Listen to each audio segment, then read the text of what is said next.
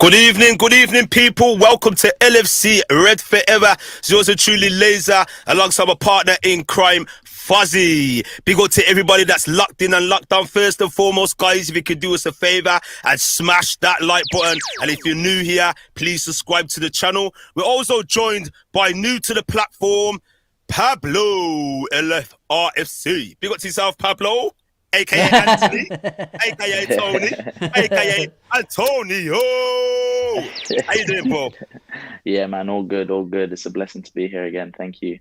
Yeah, lovely, jubbly. So, guys, we're going to be here for around about an hour. We're going to talk about mostly the game between Liverpool and Manchester City. Thrilling encounter, two giants of the Premier League going toe to toe. So, are you ready, people? I hope you are.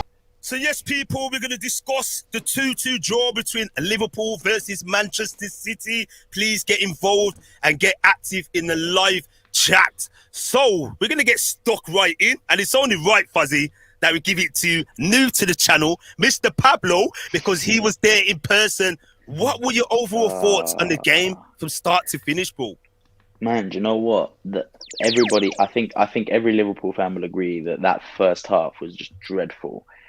But if there's one good thing to take away from it, the atmosphere at Anfield, that game was absolutely electric. I've never witnessed anything like it. It was so funny as well because the City supporters were chanting about how dreadful our support is. It's like, your support is, I'm not going to say the word so we don't get demonetized, but we were like... You know what? Let me stop you there. What? All you have to say to the Manchester City fans here, Sikra 2008 is typing something in Google and it will come up with loads of blue chairs.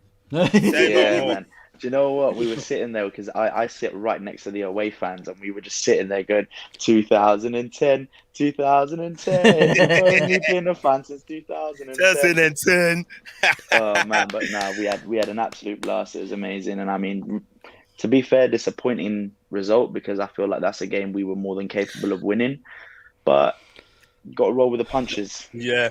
Before we start, big up to the Football Sanctuary. Good evening, lads. You're saying big up to you, man, and I appreciate for stopping by. I know in the social media where there seems to be some glitch in the system, Facebook, Instagram, WhatsApp, they're all being down today. I know some people are probably losing their shiz, thinking, what's going on?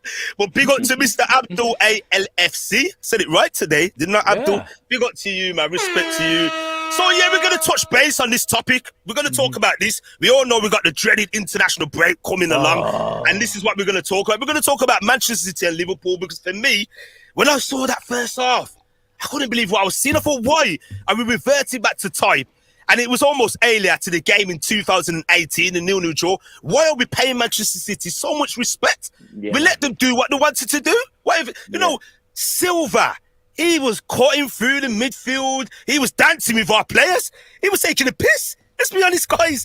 You know, and I don't know what Klopp said at halftime. Surely he said something because immediately after that break, the boys came out different.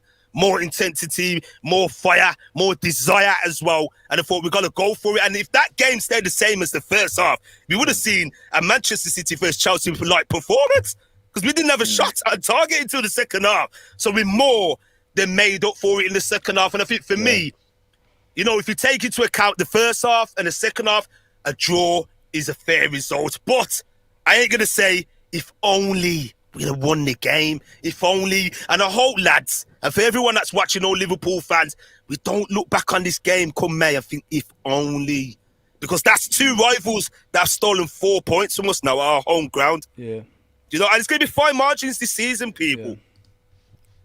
Definitely.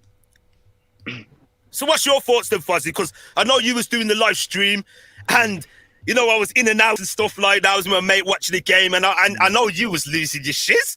You were going absolutely ballistic in the first half. So how did you see? Because I've got a couple of pointers here I want to bring to the stream now. And this is one of them. Should Liverpool have taken the initiative against Manchester City in the first half of that game? Because for me, we didn't. I don't know if it was some sort of plan by Jurgen Klopp saying, come on, let the boys invite them onto us. Because we know one thing about Man City where we've got to be thankful of, you know, and this is Chelsea fans and everyone else that wants to challenge for the title, they haven't been converting the many chances that's been presented. Normally at this stage of the season, 7 games in, the top scorers. Liverpool are the top scorers. Yes, the goal difference is the same, but we've actually got more in the 4 column. So Manchester City are struggling to convert their chances. You know, the XG isn't as projected as it normally. So for me, we got away with one there in that first half, guys. Maybe the Manchester City of old would have converted and would have been 2 goals up. So what was your thoughts on it, Fuzzy? Like seeing that first half performance? No, bro, I was worried. You saw me on the stream. I was worried from the first 10 minutes. I was thinking to myself, why can't we get about 2 passes together at least in the game? You know what I mean? And it looks like we were just like playing the occasion again. And I said, like, this is, you know what it is with Liverpool, guys? I don't know if you guys noticed this season. There's no unity anymore. Where is the team ethic in this team? Like, it's like we're all over the place. There's no backing each other on the pitch. There's no attacking together. It's just like, it's a team full of like individuals so far. Because when we won the league title, it was a team, like we was all together. You know, before that, even like after that. Now it looks like you're on your own. You do your thing over there. You do your thing over there, and then we help whenever we can. There's no like all togetherness, attacking together, defending together. The midfield lost the battle. That's why we drew that game. The midfield lost their battle. So you got to think about things like this. And like you guys said, in order for us to win the league, we need to win these games at home, guys. These are the most important games, the home games. And we're not doing that. And not only that, we need to win, you know, the likes of Brentford away. I mean, things like that. We need to win these games. And like you said, ladies, like first 10 games, at least get 7 wins or something like that. And we're already like, you know what I mean, drawing, how many we drew? 3, something like that now? Or something. Yeah, 3 games. 3 games now. Brentford, Chelsea, and Manchester City. It's worrying, bro. It's really worrying. And, mate, can we recover? I don't know, because we haven't become a unity yet in the league. Listen, we're undefeated. Great. But we've been undefeated in the past and still didn't win anything, you know what I mean? So let's just look into that. So that's what worries me. But listen, we need to get the winning mentality back, guys. We need to become a unit again. That tight defense needs to come back. We need to stop conceding silly goals. That's 5 goals in 2 games, man. 5 goals in 2 games. We looked at. If you want to count the Champions League games, 6 goals. 6 goals. So you look at you look at that game in the Champions League as well, and you think to yourself, "Oh, we're back." You know what I mean, we're back to Porto are a bad team, mate.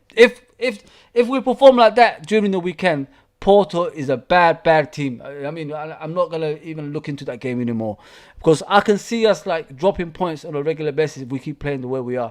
We need to reform, get ourselves together again, and think about winning the titles. I mean, not think about respecting the Man Cities of this world. We've got Man United coming soon, guys. If we don't beat the likes of Man United, then you might as well just kiss away the title. That's what I say.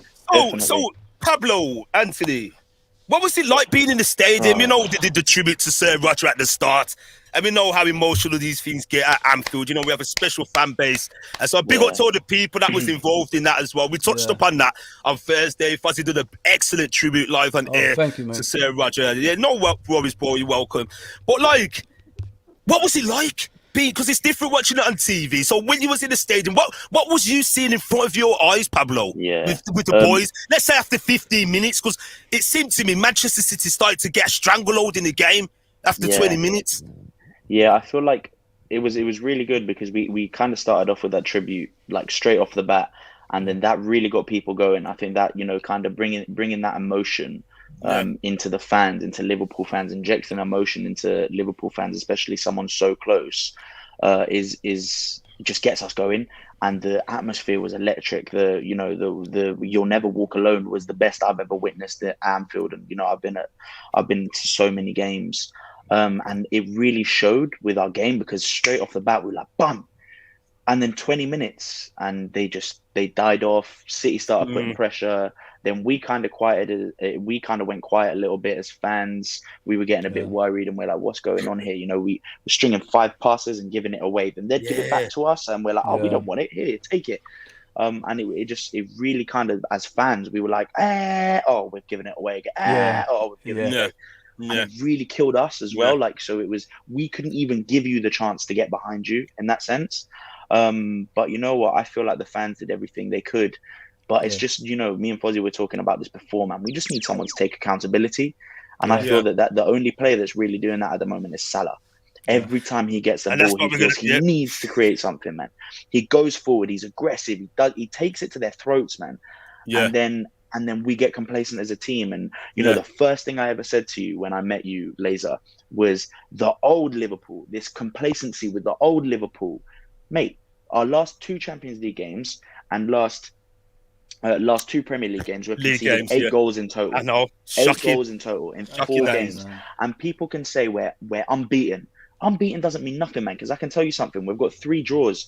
3 draws is the equivalent of 1 win and 2 losses. And I was arguing with some Liverpool fans about this. Yeah, exactly. That's 66% points dropped. Undefeated means nothing. Undefeated's not going to win you the title, mate. It only means something when you're lifting that trophy at the end of the season. 1 second, guys. No worries. But yeah, I mean, the fans were electric. Big up. It was. When you got one of these at the end of the season, that's when it means something. It means Sado. When you have a column now, everyone knows this. All the proper Liverpool fans. 2009, 12 draws, 2 defeats, 86 points. Who won the title? Our arch rivals, Manchester United. 2019, 1 defeat, 7 draws, 97 points. Who won the league? Man City. See where we're going with this, guys? It means Sado. And maybe some Liverpool fans saying, but at least we didn't lose. And I'm not disrespecting, you know, any Liverpool fans. Everyone's entitled to their thoughts and opinions, the way how they see it. But for me, it's not enough. And I just feel, me and Fuzzy had a chat about this. A lot of Liverpool fans are starting to accept mediocrity. Are starting to accept certain things. They're singing the song out there now, like, we don't have money, but we're going to win the league. You know what I mean? It's okay. And that's not on Nalus, man. That's not on for me, man. And we're going to talk about that because I'm not jumping the gun because I've had time to analyse this. And I was happy with the result afterwards. I thought it's the right result. At least Manchester City didn't beat us. And the managers paid mutual respect to each other. I thought that was a nice embrace after the game. A lot of people saying, why is Klopp doing that with Pep? They respect each other. Yeah. But for me, if we want to win the league, we've got to be a bit more ruthless. And I just feel like Liverpool, on a whole, including a lot of the fan base, we accept certain things. We're too nicey. Yeah. Certain, and you I know agree. What I mean? We're a bit I agree too 100%. nice. I agree 100%. And this is something you were saying is mediocrity. Is they were saying, we drew against City. A lot of people were happy with that result. And I'm saying, sorry, it's Anfield. Do you know what Anfield is? Do you know the history that goes behind that stadium? The teams we have beaten that stadium. Yeah. Mate, we could be playing the World 11 and take Van Dijk and Salah and put them in the World 11. We could be playing the World 11 with fans in that stadium. Yeah. We are capable of beating absolutely everyone. So don't sit here and tell me that 2-2 against Manchester City, conceding 2 sloppy goals from 2 mistakes, is a good performance. Because PSG beat Manchester City in a week. Exactly. You got to get the job done. Do you guys think like we missed a trick here? Like that's 2 of our rivals, like in the first few games at home, and we've drawn both. Do you know what I mean? 100%. The games we're supposed to win. You know what I mean? Now we could go away to their stadium and we'll probably get beat. You know what I mean? That's the worst part of it. These games at home, you got to win, guys. You can't be like poor. We was poor in both games in the first half. Have you guys noticed that? Both games, first half, pour. Chelsea, second half we come out again. Like, why are we so poor in the beginning of the game? That's what I want to know. And I think when I'm looking at some of the players, and I don't know, Fabinho doesn't look 100% to me. He looks slow. I don't want to like criticize him, but he's slow anyway, Laser. He's slow. But he looks slow, if you know what I mean. Like slow. That's the difference. You know what I mean? That's the difference. He was getting done over on Twitter and that, man. Yeah, Fabinho's always been a slow player, but the thing that's always differentiated him and what he's made up for it is his positioning. And we saw that against 4-0 with Barcelona. His positioning was immaculate. Yeah. And, Fuzzy was saying something before, we're 2-1 up. Why are you in the final third? Yes. Oh, man. Oh, God, man. Why are you in the final third? Man, we're 2-1 up. What are you doing up there? And then also, I'm really, really sorry. I know this is, these type of things happen, and I don't want to be too critical on these players. But if you're a professional football player, the goalkeeper's not in the net, and you have a clear shot, a player's sliding in. That's absolutely fine. Hit it in the roof of the net, mate. Exactly. If you're telling me, as a professional football player that gets £200,000 a week, you can't hit the roof of the net from 5 yards away, mate, we've got a problem. Yeah. Why are you trying to place a pass that's 5 yards, man? Why are you placing a shot that's 5 yards? Hit it in the roof of the net. No one's stopping that. What's he going to do? Arm ball it. It's these type of Yeah, I things, man. agree. It doesn't make sense. We're gonna get to some comments on that before the start to pile up, man. So, big up to Andrew Stevens. What did you guys think of the starting lineup and the changes by club? We're gonna touch up more on that. Big up to Abdul. True, we didn't lose, but we dropped 2 points. Draw gives you 1, and a point. It literally can be that one game that will cost you in the long run. Big up to Andrew Stevens again. We should not settle for a draw. Big up to everyone. And big up to Ada as well, one of my friends from good old Birmingham, 0121. Lads, unreal, it's too early to panic. He's always telling me this on the phone. Stop panicking, laser. Big up to yourself for joining us. So, guys, as you know, this is Let's Talk LFC. And tonight, this is episode 21.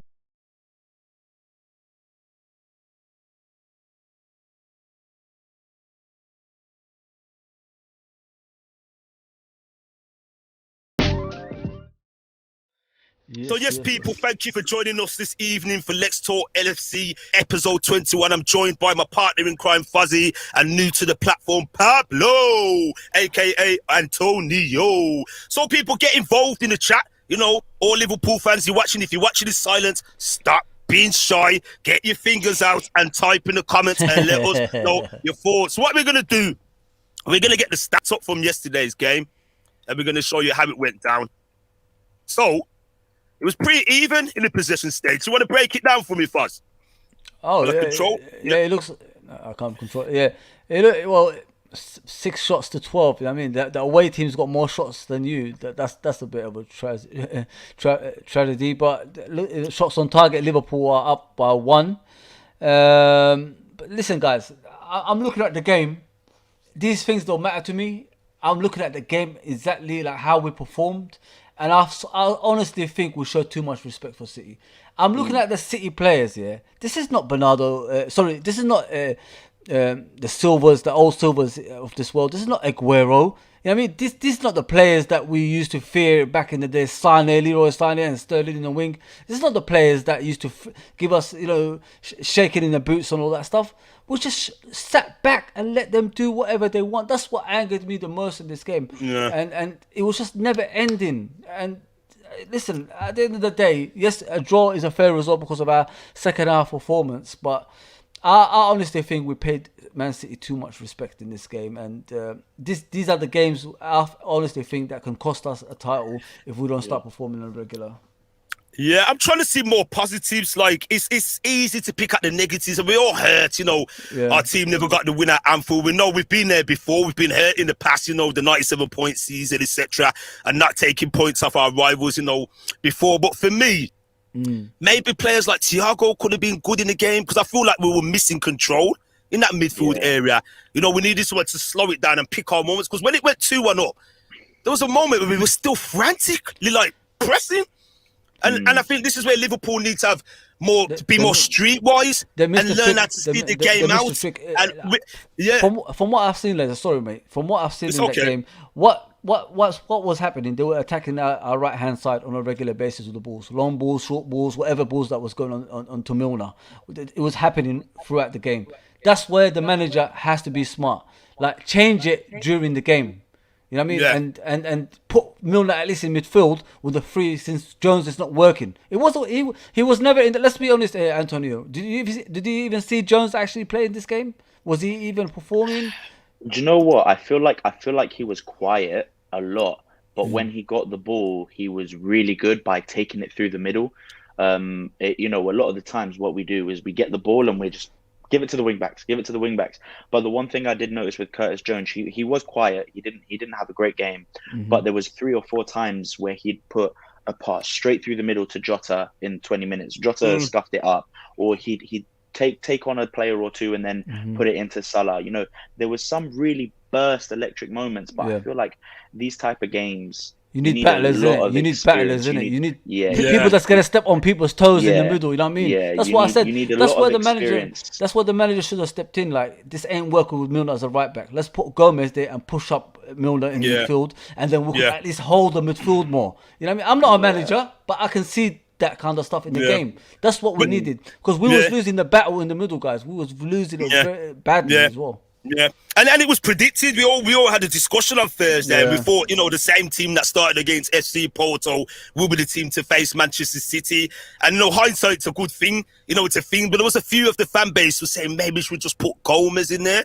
But I think what Klopp's done is done it for experience and leadership, because that's what Milner brings. But I think now is the time to start looking for a proper right back, because Jurgen Klopp only seems to trust a small pool of our squad. For certain games, he doesn't want to just risk it and say, okay, I'm going to give Minamino, for example, or Keita. And I think that pays dividends to Keita always being injured. So it's a case of Klopp's probably thinking, and the backroom staff, can we trust you for a run of 4 games? And then it's going to mess with the team.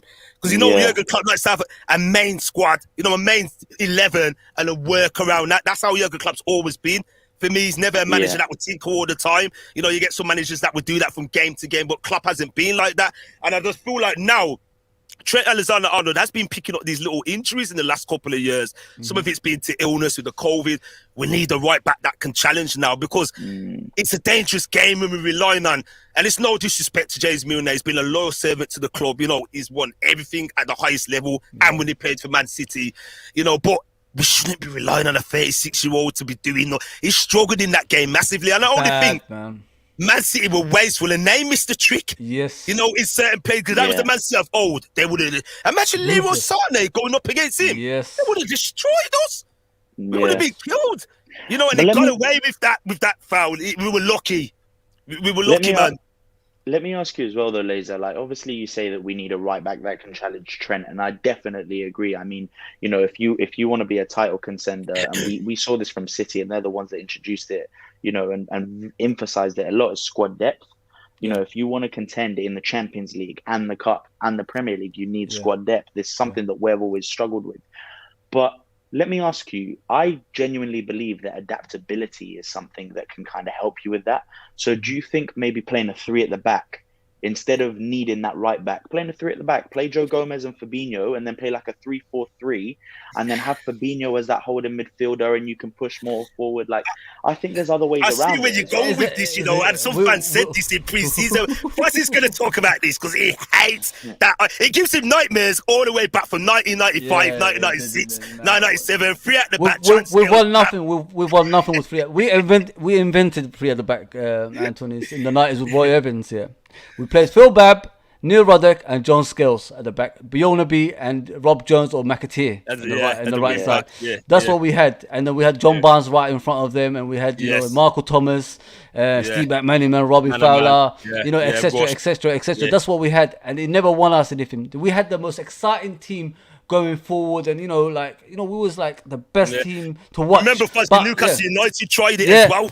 With Beresford, Peacock, and then players, and it was only one team has won the Premier League with 3 at the back, and that's Chelsea with Conte. No one ever won the 3 at the back. I see where you're coming from, but I'm sorry, but when you look at the quality that you have at the back, you've got Joe Gomez, which is he's a very quick centre back that can essentially counter the counter attack. You've got Virgil van Dijk, which is calm as you like. He can do absolutely everything. And then you've got Matip, that's very good on the ball, very good in the air, all of those type of things. I think I understand where you're coming from, but at the same time, we have such a versatile defense that a 3 at the back is something that I believe we could make success out of. I know, just because of the quality that we have. For there. me, I know. Go on, later. Go on. No, I just think I don't see it working, because the way how Liverpool play, and I agree with you, Pablo, I considered it as well pre-season. I thought maybe it's time to adopt a different strategy, a different way of playing. And I looked at I remember some people saying, would you take Conor Cody at Liverpool? And a lot of people know he only works 3 at the back. That's how Wolves used to play on their Spirito. But I think if we adopt the 3 at the back and we have the wing backs, because essentially Robbo and Trent are like hybrid wingers pushing up, I think ironically, it will leave us open. It will be more susceptible, because I think the way Liverpool play, we're attacking football-minded team. We don't play the Italian defensive way. No. I just don't see Jurgen Klopp doing that. And I think for that method to be successful, you've got to defend and pick your moments, and it will just completely change the way how Liverpool will play. I don't see it working for me. I see that, but why? Okay, then let's play 5 at the back. have the 3 centre backs. Have the 3 centre backs. Have the 3 centre But backs, listen, and then you've got Robertson and you've got Trent, and that gives them more freedom, and they don't have to come back as much. Yeah. There you go. You got listen. It's a good idea. 100%. Let us know your thoughts in the chat, people, about this. I know there's a good few idea. of you watching, so come on, people, get active and let us know about Liverpool having 3 at the back. Come on. Yeah. Get active. We're going to pick up some people 5. before we touch base. Got to pick up to Ada again. You have to show Manchester City some respect. I think we're forgetting that they're the champions and Champions League's runners-up, but they haven't won big years. So for me, we have to remember that they're the champions, not Champions League runners-up, because they haven't won it yet. It's inevitable. No disrespect to you, Ada, but that's how I'm calling it. It's inevitable. We're going to drop points. Remember, no team has ever had 100%. We know that. I think what it is for me, you know, I can't speak for everyone else, but for me, it's the anxiety of Liverpool being there before. And it's almost like we know what we are capable of. We're capable of so much more. And I think what's hurting Liverpool fans, I don't think it's the way, you know, the 2-2 draw to Man City, because it was a very well-earned point in the grand scheme of things, how we started. Yes, they had to come for beyond, but I think it was like the games prior to that, Brentford. We've been very sloppy in our defensive side of games. If we could show that already, what's round the corner, and it's almost like, oh God, we've been here before. So I think there's going to be a lot of work to be done during the international break, because we've got Watford next. We've got a new manager that's going to want to stifle us, you know, Claudio Ranieri. And then we got arch rivals Man United. And if you look at the history, we do not do well at Old Trafford. Yes, last season we beat them, but for me, it was an empty stadium. It don't count for me. I'm not counting last season because there was no crowd there. So it's going to be hard. I think the margins are so fine. Despite Chelsea losing to Manchester City, Chelsea are here for the long haul. And I think a lot of our fan base want the title. It's not good enough for us going for 4th place and just saying, all right, we'll finish 3rd. It's an improvement on last year, or 2nd. We want the title, and the margins are going to be so slim. Looking at the team, yes, we've had little niggles and injuries.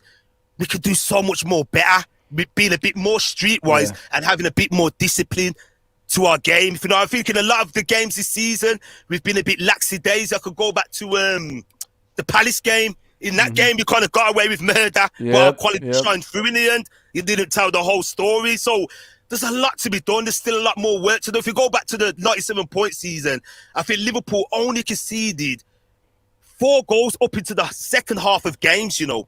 4 goals. Our defense was so watertight. And already we've conceded 6 in 3 games. So it looks like we've gone back to that season of you score 1, we score 1. We have to outscore teams. And for me, that's not good enough, man. You know what the worst part? You know what the worst part of it is, guys. It was all right because we was only challenging City at the time. Now we've got like another 2 or 3 rivals on top of that. You know what I mean? It's no more Liverpool. It's just Liverpool and City anymore. So every points we drop, those other teams are gonna come right behind us. Look at the points. There's only 1 point in between, let's say 4th and 1st or something like that. I'll get it back. You know what I mean, so. I mean, that this league is not going to be as easy as it used to be for 2 teams to run away with it. Well, let's look at that. 7 games already, 14, 15, 16. So there's not a lot of points in between us. We had the opportunity to go like 3 or 4 points clear, guys, and we keep blowing it every single time. That's what's angering me the most. And I thought we would learn from that after the Brentford game, but we're still like doing the same thing as we did in that game as well. But like I said, there's more rivals in this actual season than before. That's what worries me the most. Every points we drop it's just a boost for the other teams behind us. And I think there was early signs there as well. I mean, we talked about this when after the game against Crystal Palace. We were lucky not to concede against Palace, man. We were very lucky. They had opportunities. They just didn't capitalize on them. And that, you know, thinking back at it, we've played what 7 is. I know it's 7 games in, but at the end of the day, it's not that we're panicking. It's the fact that we know we should be doing better. And if you want to win the league, you have to be excellent. Mediocre is not going to win you the league. If you want to win the league, you need to iron out these little creases before they come and bite you in the ass, essentially. And we've shown a lot of little creases, man. Yeah, well said, man. Well said. Big up to Ada as our live and direct. I agree with you, Ada. Me and you have our telephone conversation. I told you need to get on here and share your thoughts with the rest of the Liverpool fan base. Big up to yourself, though, bro. But for me, I know Liverpool are more than capable of winning the league. I think it's the anxiety. Like I said, I can't speak for everyone else. The injuries here and there. They're starting to creep into our squad now. And can we sustain it? And I know we can't keep going back to the same broken record. FSG, we should have signed X, Y, and Z. But I know if we just did a little bit more, few things, we could kick on and win the Premier League. I'm not saying that I can't, because it's not easy. Some of these seasons are an anomaly. You know, not many teams do it and blow everyone at the water and win it by 20 points or whatever it is. Yeah. You can clearly see it's going to be tight already. And it usually is about Christmas time when the table starts to take shape. But I think it's the case of not having the necessary replacements, not doing things right in front of our eyes. A lot of fans were saying, I wouldn't play Milner there because he's going to get outrun. You know, he hasn't got the legs for a game of this magnitude. And looking on it now, Gomez should have started. And sometimes, why doesn't Klopp see these things? I think sometimes he plays it a bit too safe and he's a bit too cautious in these kind of games. I don't know if any of you, what's your thoughts on that? I agree with you 100%, but I think it's not even the fact of, like, in hindsight, Gomez should have started. It's the consideration as well that Milner's starting at right back, but he still has that expectation of going forward so often. You know, if you're playing Milner at right back to warrant Trent Alexander-Arnold being injured, you have to play a more conservative role and find another way to get that ball forward, whether it be Curtis Jones playing a clear-cut number 10. Just say Fabinho, Henderson, play more holding. Curtis Jones, get that ball and run, man. You can do that. Get that ball and run. Go forward. Andy Robertson, you need to be on point today, man. You need to be that guy that runs up and down the field. But Milner was a big part of that offense as well going forward. And I think that, you know, Milner and Alexander-Arnold are a massive difference between them in that right back position. And when you're in that position where Milner has to step in for Trent, you almost have to adapt to it. You know, to adapt to that miss. And I don't think we adapted very well. And there was the same expectation for Milner that there is for Trent Alexander-Arnold. And that's what bit us in the arse, essentially. It's as easy as that. Yeah, I agree, man. Let us know your thoughts in the chat, guys. We're going to move on now. Same subject. Should we be worried about Liverpool's ability to control games and defend the lead? I'm going to start with you, Fuzzy. What's your thoughts on that? We spoke about it earlier, me and Tony. So I said, like, if you look at both goals, we conceded straight after, didn't we? That's what's we was. I think me and Laser was celebrating. We got off we got off, and then they scored. And then again, the same thing happened twice. I said, like, what's going on here? Can't we keep a bloody, like, I think it was about, I don't know how many, was it 7 minutes to go when it wasn't long. Salah scored? I think something like that. Yeah. We should have shut up shop, mate. We should have shut up shop, and we didn't do that. That's what I don't understand. Why are we still attacking? Why are we still bringing attackers on when we need defensive players on? I mean, that's 2 games in a row now. He played attacking players coming on off the bench instead of like defensive players. So you got to look at Klopp, guys. You got to look at Klopp what he's doing, because if it's 7 minutes to go, you got to shut up shop, man. You don't bring on attackers. I'm sorry. Yeah. Do you think it was a case of because do you think Klopp knows our defence ain't up to the task like in previous seasons, and it's a case of get one more? Because when it went 2-1 up, I thought to myself, yes, everyone's prediction's going to come right. A lot of people predicted 3-1. And I was thinking, is it going to happen? And it felt like the boys was trying to get another goal, put the foot on the throat, like previous years before. You notice we used to beat Man City, the goals came in stages. It was like bam, bam, bam. And we knocked their lights out. And it felt like that. It just felt like it was open. If you look at other teams, for example, Chelsea, they would almost park that bus immediately. And I just feel like sometimes, I know it's not in our DNA to do that, we have to just be a little bit more streetwise in certain games. Because it's strange. I find it strange. Yes, Manchester City are a top team. And we all know this. Ada said this in the comments. Everyone knows they're not as good as they was in previous years, but they're a top team. They control a lot of games. But if you go back to the game before Brentford, and they did the same to us. We scored and instantaneous. They equalised and then went in front, and then we did it again. And they couldn't even won the game if Tony was onside. Yep. And it's scary for me. We shouldn't be was... conceding 3 goals and 2 goals, and we've got to have to do better. The defensive side of the game, we have to do better as a team. We can't just say, oh, it's Van Dijk and Matip, and then we've got Konate to come into the fray. As a unit, we have to defend better for me. And I'm not sure... You know, in the midfield now, we have Henderson is getting on a beat. You know, sometimes he can't play 3 games a week. We got Fab. We know what he's capable of.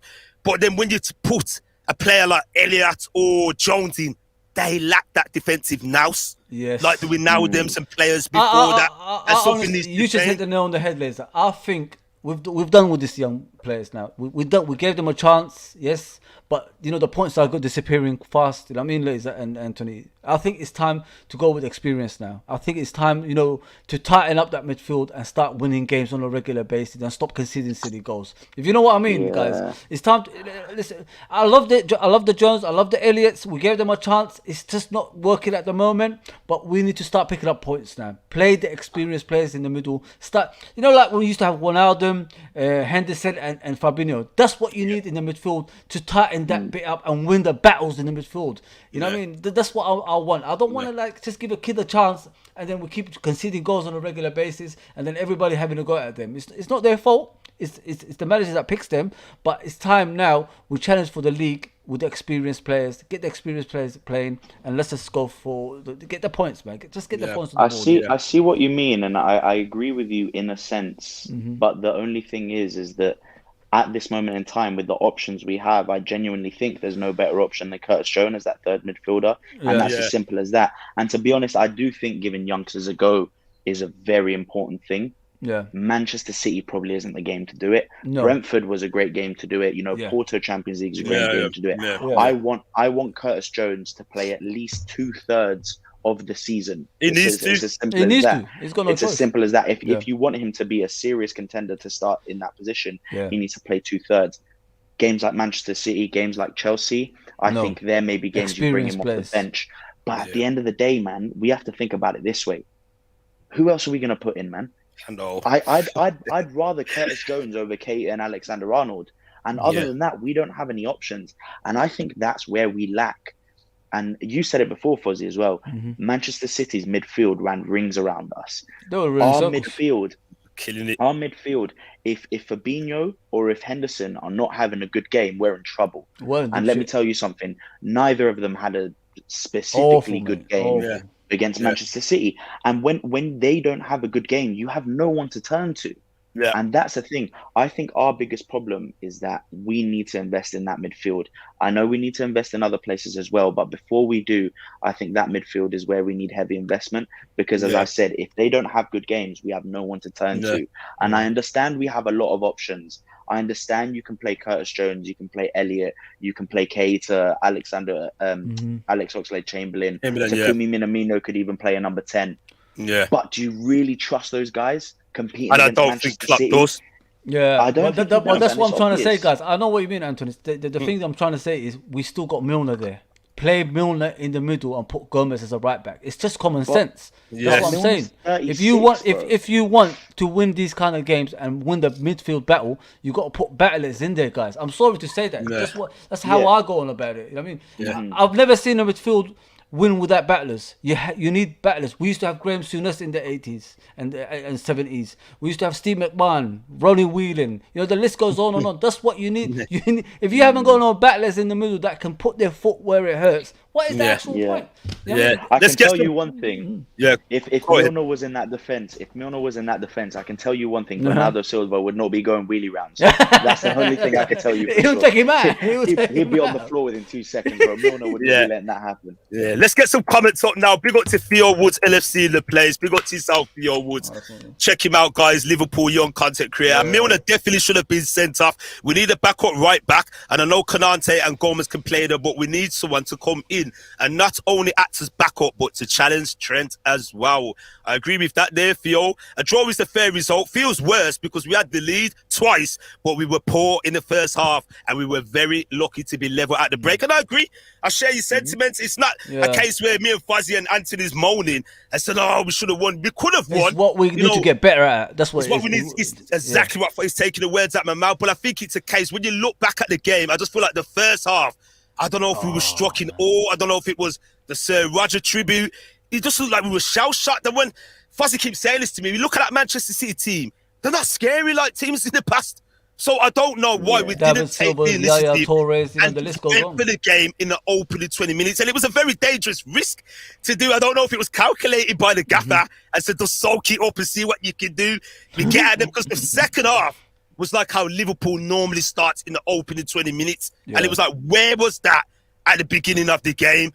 And we were very lucky not to be 2 goals down, because if it was, that would have been it. We would have lost the game. I wouldn't have been able to see Liverpool get back into the game. So big up to everybody active in the comments. Big up to Ada again, sharing the stuff with Theo. Big up to Abdul. LFC, we're lucky Milner didn't get sent off. I think I read that one out already. Big up to This Is Football as well, guys. Big up to you, Husam. Go and check him out, people, at This Is Football on YouTube. Big up to yourself, Husam. Thanks for joining us. So, we're still going to touch topic about this game. And we're going to talk about one magician. Egyptian king Mo Salah. Come on, guys, sing this. Mo Salah, Mo Salah, rolling down the way. It's all I sing. It's all I sing. So, people, we're gonna talk about him now. What a special and I put man! This in now because we have a very, very top, special, world-class player in our ranks for 5 seasons straight. Now he's done the business. Sometimes you look at teams and some strikers dry up, and I think the first season was the victim of success. The goals and the records he broke, it was like, can he replicate it the season after? And I think there was a lot of pressure on him to do that. And if you look at him now, what you got there, Fuzz? Time to sign the contract, Liverpool. Yeah. Sign the contract. Yes, boy, sign that We're going to contract. talk about that. But yeah, man, the main concern is now, it's starting to creep into some of the fan base and the rivals. Are we a one-man team? And are Liverpool going to be relying on him this season? Take it away from me, Pablo. I think overall, no. But against Manchester City, yes. That game showed that if Salah was not on form that game, we wouldn't have scored a goal, because he created 2 opportunities out of nothing and turned them into 2 goals. That first one, he chipped that ball over Cancelo, I think it was, ran down that wing and set up Mane perfectly. And then the second one, bro, dribbled past their whole defense like they were nothing and scored a really tight angle. Literally two opportunities out of nothing.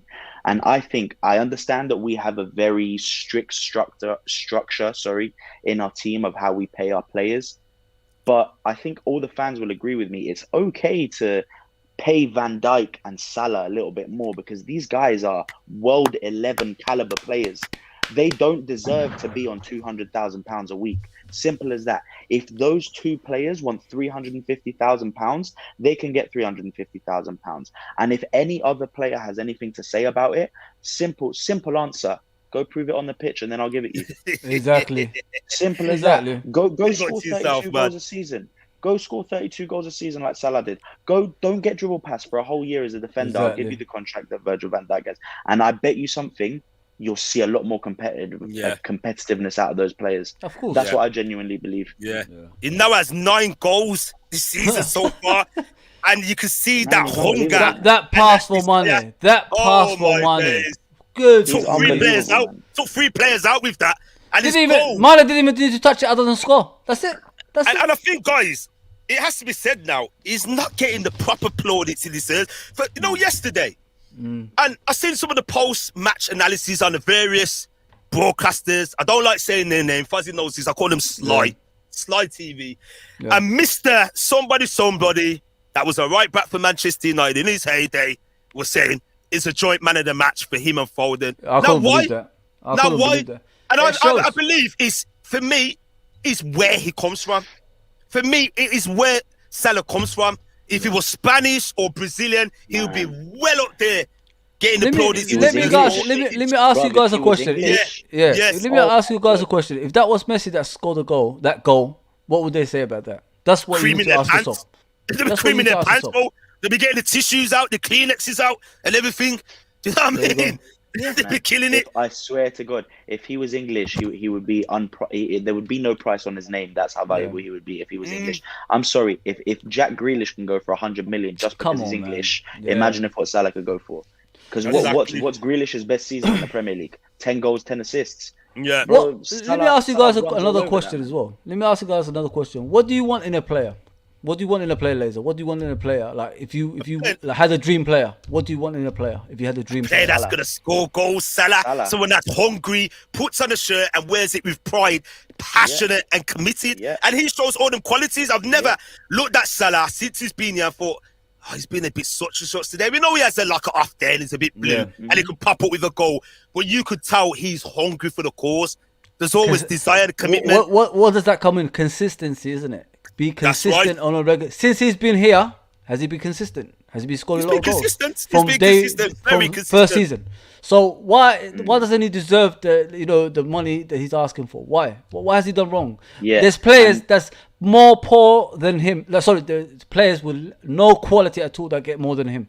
Let's just be honest, man. We see, like you said about Grealish, he's going for 100 million. I don't know how much he gets. He probably gets a lot of money on top of that as well. Probably more than Salah.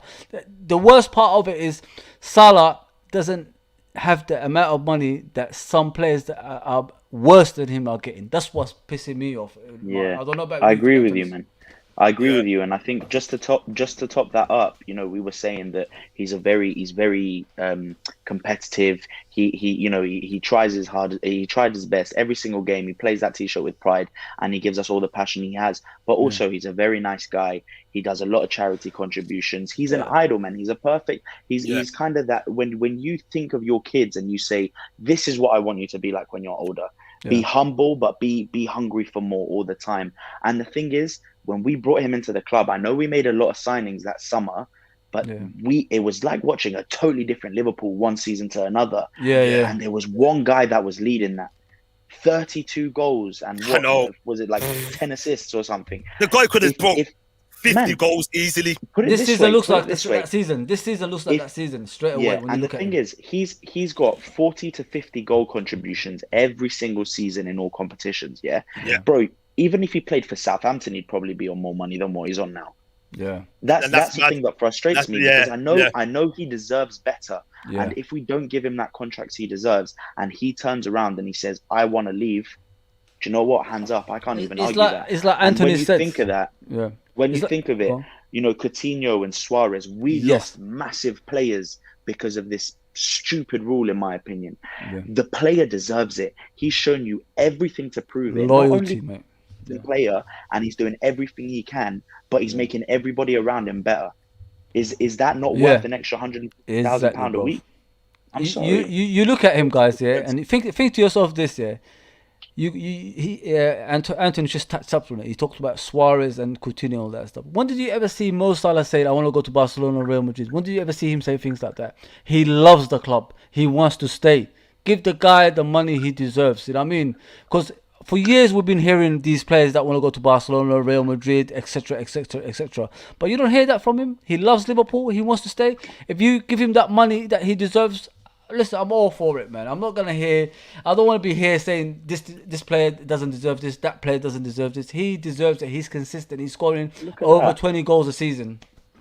Exactly. Look at this guy's appearances. 140 goal contributions in 165 games. Look at that. Crazy. Are you mad? 2 golden boots as well. Shared one with Mane, as we all know. No, so if that doesn't tell you the story, then what does? And I think he's determined to win another Premier League title. When I look at Mohamed Salah, he wants another medal. He does. And I think this could be the season to do it. I'm just hoping for me. Sometimes you have those seasons when a player drags their team through with the goal contributions, but it also has to be a team work as well with the defensive side of the game. Because if you go back to the Suarez season, which we were playing some lovely football, by the way, the defense was poor. Nowhere near on a level like it is now. Our defense is much better. And we have a world-class goalkeeper. And I think the main spine of the team is Alisson, Van Dijk and Salah. And then you could throw Fabinho in there, maybe. But I think those are the 3 most important players. Because if Alisson wasn't in goal yesterday, we lose that game. We lose the game. We do. Because he saved us on 2 occasions from Foden. A lot of people are saying that Foden goal he should have saved. What do you think, Anthony, about that? Not Foden really goal? for me. There's nothing could have done about that. It hit the post and went in. When it hits the post before it goes in, you know that there's hardly anything that the goalkeeper could have done. And the thing is, what could you say? He could have been positioned more to the left. If he was positioned more to the left, he would have left his close side open. You know, there's a lot of tactical things that you need to consider behind football as well. And just one more thing to touch up on the Mohamed Salah thing as well that we were saying. You know, 140 goal contributions in 165 games. That's something. Think about it, man. That's mind blowing. That's mind blowing. Yeah. And the thing that we need to consider is that okay, he's 30 years old. He's turning 30 years old. Yeah. That's a big number. But you can tell just by the things that the players around him say. He looks after himself, man. Yeah. He's in that gym. He's recovering. He's eating properly. He's looking after himself. He looks after his mental state as well. Yeah. So you know that he's a player like Ronaldo that's going to be able to play comfortable football until. You only can see when he takes his top off. Yeah, exactly, exactly. So, man, he could be 40 years old, and I'd still want to put him on a contract. Because he's got a lot of football left in him, and that's so obvious. So why wouldn't you want a 4 or 5 year contract on him, man? Big up to yourself, Pablo, man. Well said, Pablo, man. Well I'm going to stick up for these players, man. Of course, man. Our boys, and it's disgusting. 100%. And we're going to talk about this probably like in the show in the week or next week. You know, because I don't understand a player of that caliber in our ranks, in our team, what he's done for Liverpool FC, helping us win the Premier League title. Yes, it was a teamwork and a team ethic all together, but he was one of the main contributors in that. Champions League as well. Why hasn't pen to paper been put down and said, here you are? But I don't understand how hard is that to do. What are they waiting for?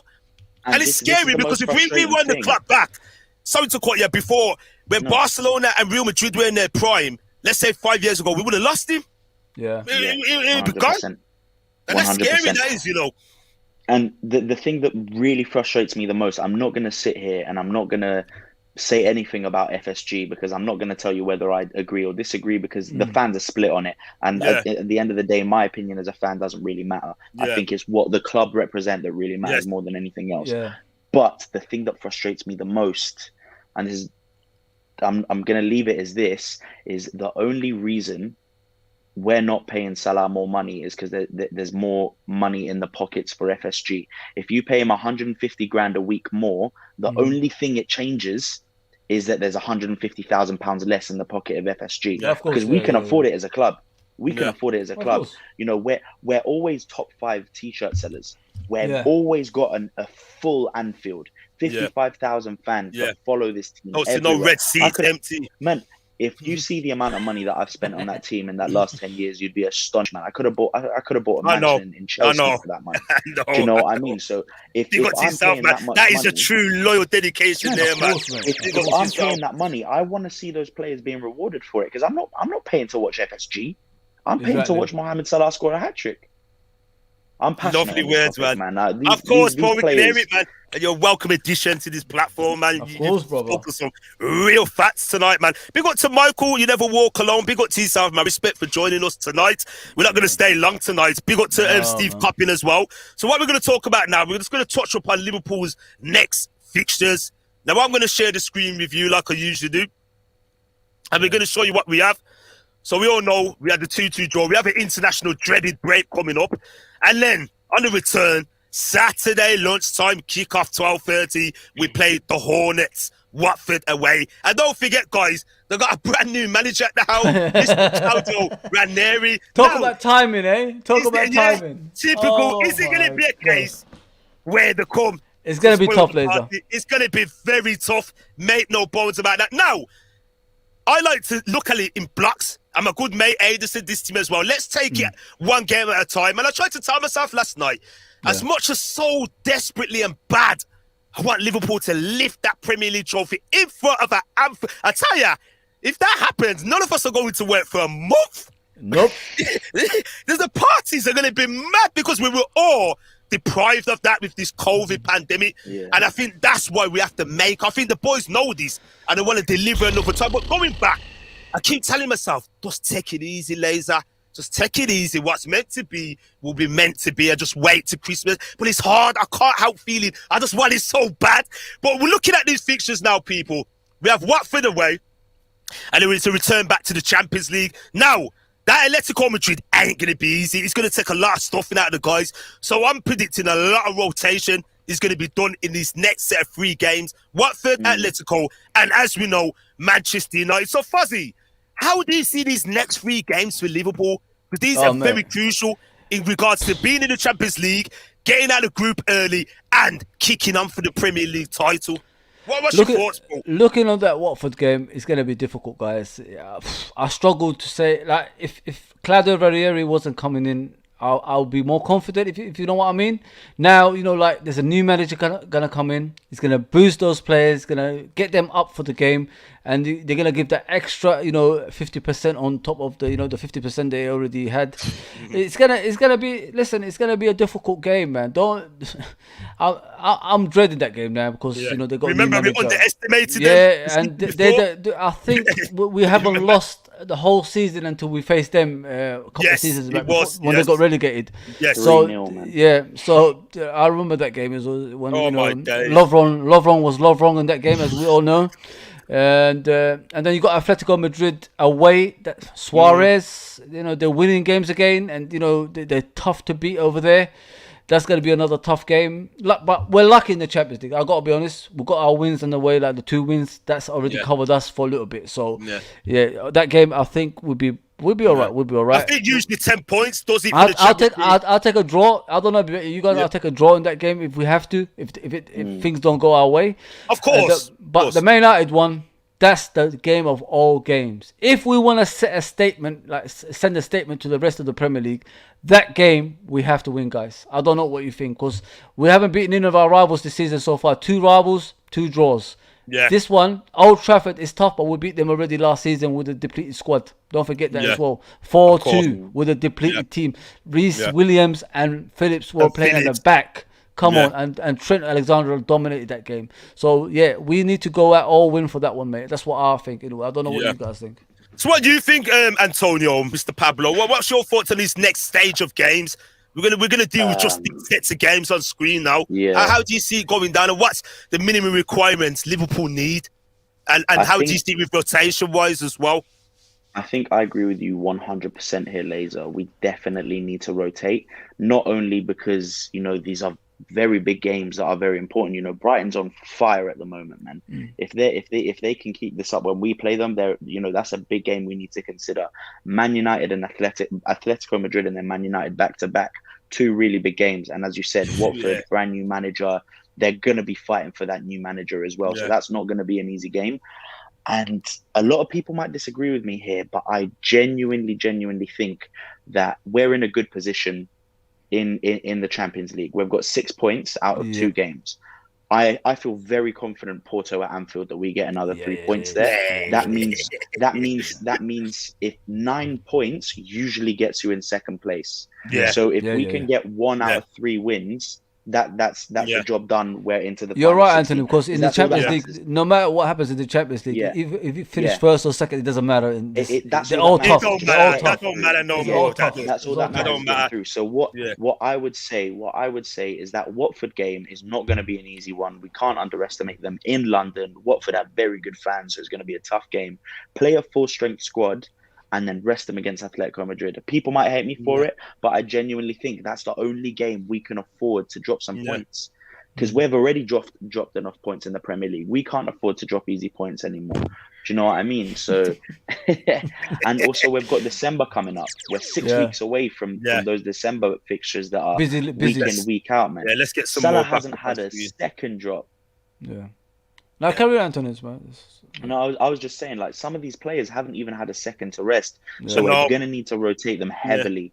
We're going to need to rotate them heavily. And, you know, that Atletico Madrid home game and that Porto home game are going to be very important, because Atletico away and then Milan away are going to be 2 difficult games. So if we can rotate, then they're the 2 games that we can rotate, to be honest. Yeah, 100%. Well said. Ideally, for me, I think we need to just get that Atletico game and just get a scrappy, stinking win. Just get the win. 9 points. Because what we don't want to find ourselves in, going to the final 2 games where we need a draw or a win, we can just take it easy and rest players. And I think Klopp needs to learn from last season what happened at Mitchell and Jota. And so what if we lose it? For me, you play a young team, give them some experience and kick on in the Premier League. Don't leave it to the last minute. And I'm with all you guys on this one. Get to Atletico Madrid. The third, when is it? Hang on, I'm looking at the wrong one here. I'm looking at the home game. The way Tuesday the 19th of this month. get that win. It's going to be difficult. Let's make no mistake about it. I think we need to be savvy in that game and streetwise, not open ourselves up and attacking them, pick our moments and just get a desperate, scrappy win. There's not going to be all times where we play free-flowing, nice football and all this fancy malarkey and scoring goals left. But just get 3 points, get the hell out of there and prepare for Manchester United. Then we move on to point. We know the Preston game picks itself. The kids are going to be playing that game. We know this already. We've got nothing to worry about with that. Do you know what I mean? What's everyone's thoughts on that, people? Big up to Abdul as well. Big up to Mr. John Conway, one of the regular guys. Big up to yourself. What's your thoughts before we hit the bed sheets for the night on the next set of games? Yeah, man. To be honest, that Atletico game is a perfect opportunity to play guys that are fighting for the starting 11. Yes. Play Konate, Gomez, Tsimikas. You know, they're the type of games that you need to go, listen, we need a result here and we cannot afford to play our full starting 11. You've been fighting for this position. Now go show me why you deserve it. Do you know what I mean? Get me a result here. And if we get the result here, you'll definitely get more game time in the Prem. Because trust me, Robertson's been going 3 seasons non-stop. He's just had an injury. He might be playing at a very good level at the moment, but we need to be careful of him, man. We have Trent. We have Trent. We don't have anybody to back up Trent. We have someone to back up Robbo. We can't we have no one to back up Trent. And that's put so much pressure on Trent, and we're starting to see these injuries starting to come. We can't afford that to be happening to both of them. Do you know what I mean? While we're on the subject of that, well said there, Pablo. Good opinions. Tsimikas is itching to get on. He's itching for his turn. I saw him, the camera pans. I don't know what that guy is doing, but please, Tsimikas, get some sleep. Your iPad's I'm not bantering him. I know that guy is working his ass off. He's itching. And he's always in the gym, bro. Let's be honest, they don't wish bad things happening to their pros, you know, their fellow teammates. But I could tell he's thinking, just give me that one chance, Robinson. You give me that one chance and I'm going to take it. And I could see that fire in him. He's itching for that chance, just like Robinson itched for his chance when Moreno had his turn, remember? And it was given. And then we all know the rest of the history. For me, Robinson needs to be managed this season. He looks knackered. He's guys. Not the same Robinson, man. Nobody can tell me differently. That ain't the same Andy Robertson from 2 years ago. He looks burnt out. Can I ask you guys a question, guys? Like, what does he offer on the pitch in the last few games? What does Robertson offer in the pitch in the last few games? Like, I would love to know, like, you know what I mean?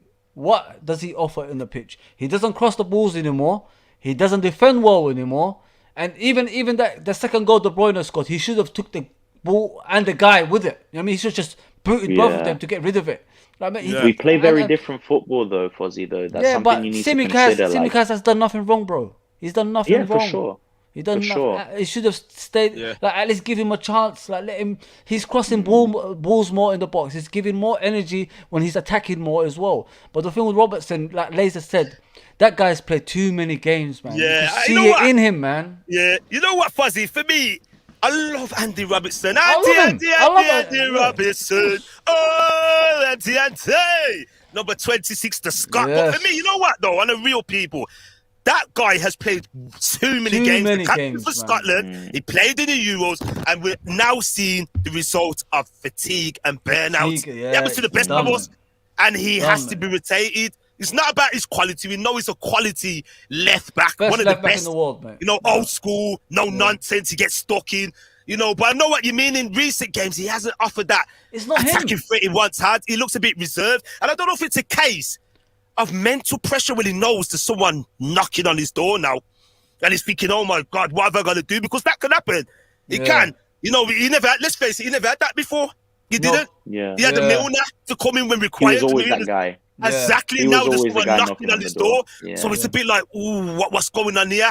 With a result of the fatigue. And I think it's a combination of both things. And I think Jurgen Klopp and the backroom staff have to manage. He has to just accept it. I think, I can't play all these games. I need to just sit out a few games. And I think Tsimikas needs a turn at Atletico Madrid for me. There has to be rotation coming. Because Robinson will play games for Scotland in this break. He'll be playing games. As soon as he came back from the injury, it wasn't an international break.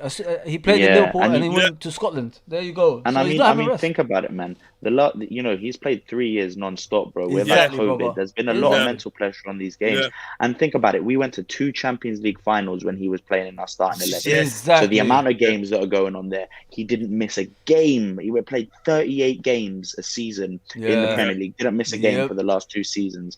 And then ever since he's been captain of Scotland as well, Yeah. he's taken them to all the major competitions. Exactly. Man, he gives us 100%, and I love him so much. Yeah. But Jesus, we could not afford to miss him for a season. Of course. Do you know what Yeah. I mean? And Yeah. these injuries are it's the nature of the And game. don't forget, man. You need to and give don't that forget, guy Anthony. rest. Last season, in that dreadful season, he had a long season to be the lead at the back. I mean, Yeah. the whole Yeah. season, Yeah. he was the lead at the back. While all his mates got injured, you know what I mean? Like Yeah. Trent, Matip, Yeah, of Gomez, course. Van Dijk. Yeah. You know what I mean? He Yeah. had to be the 100%. one that's carrying that Yeah. that team at the back. Yeah. And Yeah. it's time for a rest, man. Yeah. It's, you know what I mean, it's not embarrassing to say, boss, I need a rest. You know what I mean, because I'm Exactly. going through shit. It's not embarrassing. Yeah. You've done a lot. You've won the We've all Champions been League, you won there. the Premier League. Yeah, In we've work all and done life. Yeah. Aziz, let me ask you a question, and this is no banter or no disrespect. I value everybody's thoughts and opinions. Why can't we bench Robbo? I know I'm reading your comment here. We can't bench Robbo, but he needs a rest. Rotation would be good for him. I'm not sure where you're going with the comments. Are you saying we can't afford to? Because for me, Tsimikas is more than capable of nothing wrong. filling in. Yeah. He's more than capable Yeah. of filling in. So I don't get this. And this is not a dig at you, because I hear a lot of our fan base saying we can't take Robbo off. We have to play him. We can't afford to. Let Tsimikas play in the Carling Cup games. So what do we buy him for? What's Tsimikas going to do? And for what I've saw of him, he's done nothing wrong. And arguably, in some of the games he played at the start of the season and pre-season, he outshone Robinson. I think in he's certain set, parts of the pitch. I don't know about you guys, but I think majority of the games he played, he set up a goal, didn't he? I think he set up a goal in Yeah, each that's game. six. I think yeah, so, yeah. Yeah. He did. So it But I shows, mean, man, yeah, I think the worst part about it as well is that Tsimikas deserves to be starting. That's the thing as well. the He thing. deserves to be starting. And I think this is where Klopp just needs to take some initiative and go like, you know what, Matt, you need to sit down. You need to take control of this. You need to take control of this situation as a manager and just go, Robbo, mate, this is nothing against you. Costas, go on. Go on, man. Anthony, sometimes you got to you look need at to give him. what you need to do. Sorry, mate. Sometimes you got to look at the stats of your game. I don't know about what you guys think. Sometimes like you need to revert and look back what you was doing good and what you're doing now. I think that's what they need to show him. That crosses are Yeah. less. The defending is not there anymore, and he's doing more fouls than ever. I don't know if you guys see that as well. Yeah. And he's struggling in games with something he didn't used to do before. But it's So fatigue, man. sometimes, It's fatigue. Yeah, It's that's not, like it's not that he yeah. doesn't have that ability. Yeah. It's just the fact that he's knackered. And Just the to thing is, show him. Yeah. we're in a Yeah. position. We're in a position now that if you keep this up, you can really harm a player long term. Yes. because of Yeah, that's it. mate, Exactly. burnout is Exactly, a real thing. mate. Psychological Yeah. burnout is And a real mentally. thing. And Yeah. that guy has gone through, probably I say in our starting 11, he's gone Yeah. through the most amount of pressure. Do you know what I mean? It's Playing like the most amount of minutes. It's like Steven Gerrard. I mean, he was burned out. At 32, he wasn't the same player anymore. He Yeah. could have still been good, but he was just burned out. So they Burnt had to out. like bring him back all the way to Yeah. like defensive midfielder Yeah. role. You know what I mean? So Yeah. yeah. Let me get to some comments to that. Big up to yourself, Aziz. No disrespect to you, Aziz at all, man. I value your opinion. But I want to get to John's comment, right? And this is a bit of banter.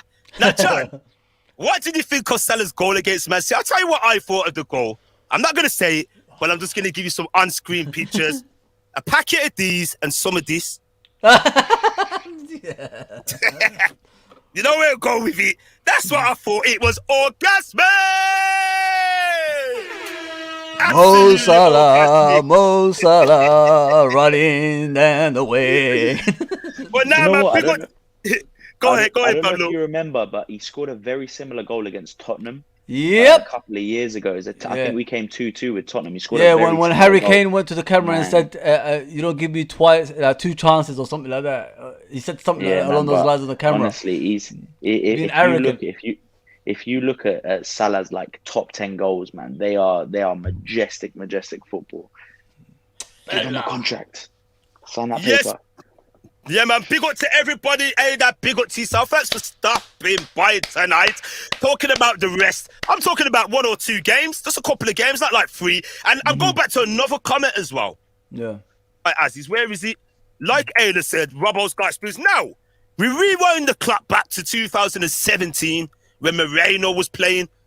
Andy Robertson had no experience then. He played for Hull City, and we gave him a chance. So why can't we give Tsimikas experience? Give him the time to gain experience. Do you see where I'm going with this, guys? At that time, Robbo had no experience. He came from a relegated Hull City, and it took him time. As we know, Jurgen Klopp gives a lot of time for players to integrate into the squad. I'm all there with some of our fans moaning about why is Konate not playing. It don't work like that. If you go back to 2018, it took a long time for Fabinho to get into the squad. He had to double up in the middle, didn't he? He had to double up in the middle. Yeah. So we'll value everyone's opinions. We're going to wrap up for the night now. It's time to hit the bed sheets before I start looking like Tsimikas, because it's already happening to me, guys, already.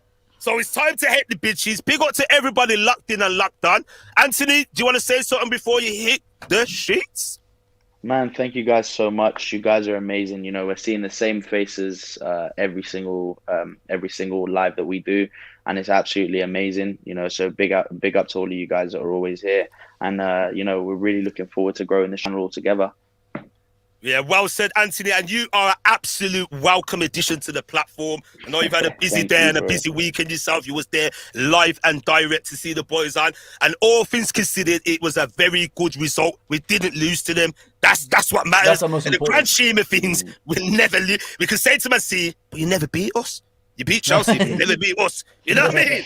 So it's one of those things that we just have to move on and live to fight another day, which is the case. Yeah. Hopefully the boys come back refreshed and charged and ready to kick on. And I think what the key is for Liverpool now, let's try and put a run of consecutive wins together. Yeah, man. More wins together, man. That's what we need, Get 12 points on board, and so let's beat those scummy neighbours. Hey, Manchester just to say one United, thing. Just to say one thing as well. Hopefully we can make up with it at Etihad, because our away fans will probably be the same number as their home fans.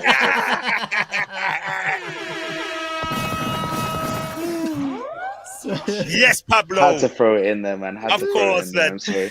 Big up to everybody locked in, all our regular guests and everybody. And please, people, share this channel with all your friends, peers, and family. Liverpool Red Forever community channel. We're all Liverpool fans, so let's get involved. So, guys, if you're waking up, good day to you. If you're going to bed, have a good night's sleep. If you're doing a night shift, well, good luck to you. And take it easy, guys. Have a good week, good night, and God bless. And as Fuzzy says, come on, Fuzzy. And you see, I'll see you soon. Peace.